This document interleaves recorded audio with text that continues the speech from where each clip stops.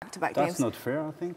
No, no, you want football to be an honest game. And in Holland at the moment, when teams are still involved in Europe, they get even the weekend off to prepare well for the games. And here, Erik ten Hag already said before the game, we have to play 3 games in 6 days. And if you look to the next games they have to play, it's crazy. And also today, an early kick-off. It shouldn't be like that. I think the fans, like us, want to watch the game, proper game, and if you can give a team a little bit more rest, or maybe a day, or even a couple of hours, it will help you to show a better performance. On top of it, it's not fair. No. For Manchester United, because they are running, you know, they want to stay, you know, on the top 4, and some of the team are privileged because of that, you know. Yeah. You talked about the referee before the game. If it's honest, well, we don't have a problem with that. If you ask to any player in the world, do you have a problem with that? Every player loves to have a couple of more hours or a day extra to prepare for the game. But the schedules have always been difficult because basically TV plays a huge part in the game today. You know, all the money is in the Premier League in England because of the TV rights. Yeah. So the TV definitely dictates when certain games are played and not played.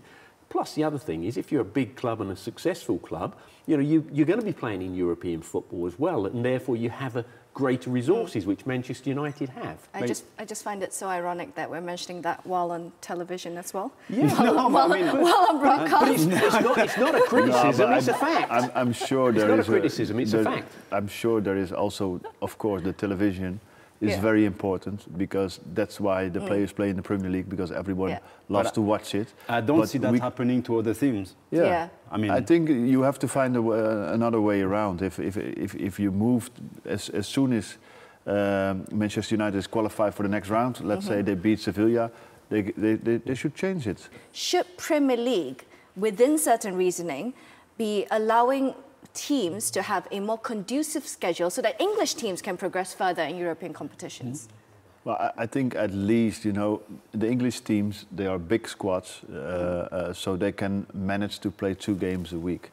But to play 48 hours is not right. And we just finished the discussion that Pep Guardiola was moaning about it, other managers are moaning about it, and once they are moaning about it, they change things. Now Erik ten Hag is moaning about it, probably they will change it. But it would be good from the FA to look to all the teams and try to help them just a little bit. Yeah, and you have a look at the domestic cup competitions as well. Of course, Manchester United have won the League Cup.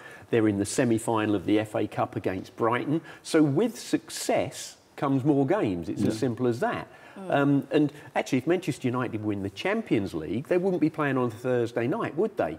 So, you know, the fact that Manchester United have ended up in the Europa League works as a bit of a disadvantage against them, because it's a Thursday night and then a weekend game that follows it. I think I know where I'd like to be.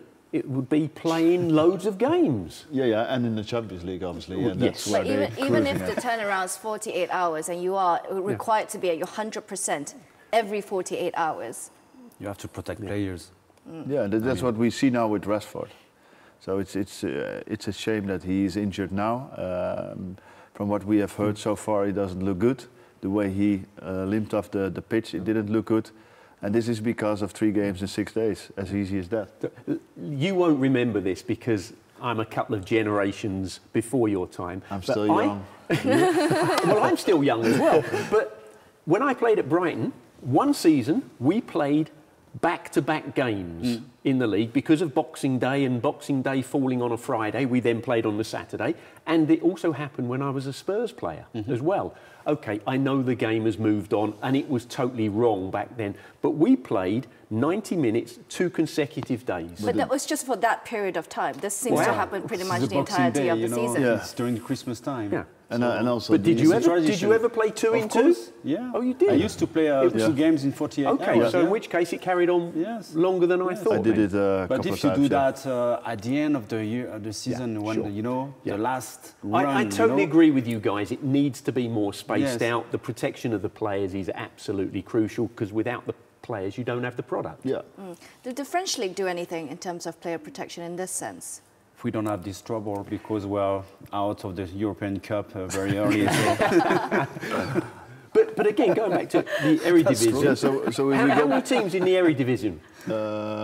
18, 18, yeah. Yeah, so 18 teams. We have the so cup, yeah. suddenly there's 4 less league games in Holland than there is in the English Premier League. You know, the English Premier League used to be 22 teams. But even they say in the Eredivisie, for example, Feyenoord and AZ are playing next week, European football. Sometimes they give them off the whole weekend, and Right. they play after the Europa League. They will get the game, and that's how you get the best out of the teams, and it helps Dutch football because Feyenoord was in the Conference League final. They are now playing the quarterfinal against Roma. They're getting a lot of points for Europe. So next year probably we can have 2 teams in the Champions League. So we get rewarded by giving the teams rest. In France, for example, you asked me the question. We cancelled the EFL Cup, I think 2 years ago, because of that, to make more space, you know, during the season. Yeah, because it's not just, you're talking about not just competitions in the Premier League and the UEFA competitions, because in England you have the League Cup, you have the FA Cup, things like that also adds to the congestion that the players have to deal with. So can the FA do better in terms of supporting that? Because Premier League, we're talking about rights here, we're talking about money, right? Yeah. Broadcast rights. Can the FA do something about the League Cup and the FA Cup in terms of congestion? Well, they have in actual fact. So, for example, in the FA Cup, you know, there are no replays now at this stage of the FA Cup and actually in the quarterfinals as well. You know, I can remember years ago where, you know, teams might play each other 2 or 3 times to get through in the FA Cup. Well, now it's actually the 2 semi-finals of the FA Cup. It's 90 minutes, extra time, penalties. So it's decided on the day. Used to play replay before. Yes, exactly. We did it. We did it against Manchester United, the great goal from Giggs. You know, That's right. I remember very at well. Villa Park. Yeah. But I love that culture. So in one way, I like to keep that culture, Yeah, me too. especially in England. Yeah. But you always can have a look, just if it's only 8 hours. So if United played tonight at 8 p.m. in England time, or now 1:30 or what is it, 12:30, it makes a huge difference in the recovery. So who actually is at fault here? And I'm not trying to point a specific finger at anybody, but who can actually make a difference in terms of changing this culture of fixture congestion? Because as much as we want to look at TV rights and the money, it's also, for example, the chairman of a football club that decides on the schedule for their particular football club and the games that the players are going to play. So who can be the one that changes that? I think the FA, no?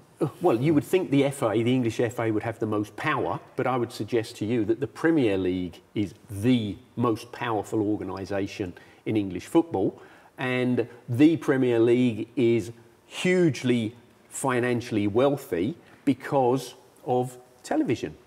And that generally dictates these days. So I don't think it will change particularly. And the other thing is, well, OK, let's chop the Premier League down to 18 teams. Well, the 2 that are going to drop out aren't going to be too pleased about it, are they? Yeah? So whatever way you go, you can't keep everybody happy all the time. Yeah. But I think still it's for the benefit of the Premier League. I still think it's for the benefit of television.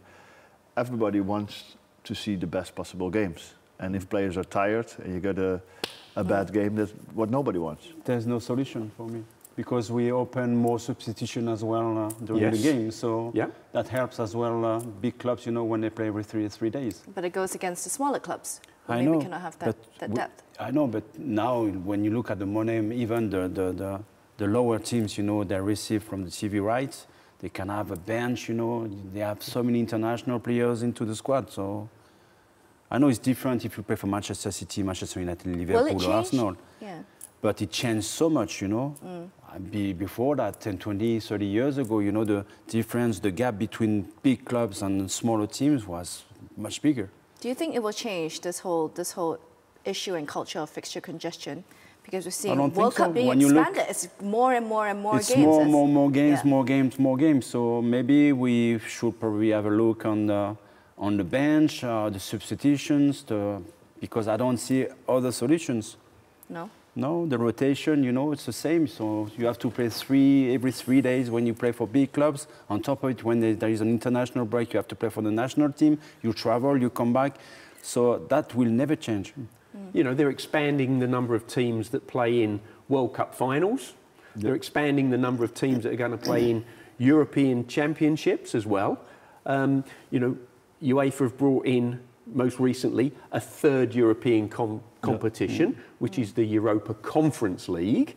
So that's more teams. You know, if you get knocked out of the Champions League in the early stages, group stages, you drop into the Europa League. So, you know, all of the authorities and the powerful organisations, FIFA, UEFA, the Premier League, the Football Association, they're all generating more games. Maybe the solution, as I said, many European countries, you know, have cancelled one cup.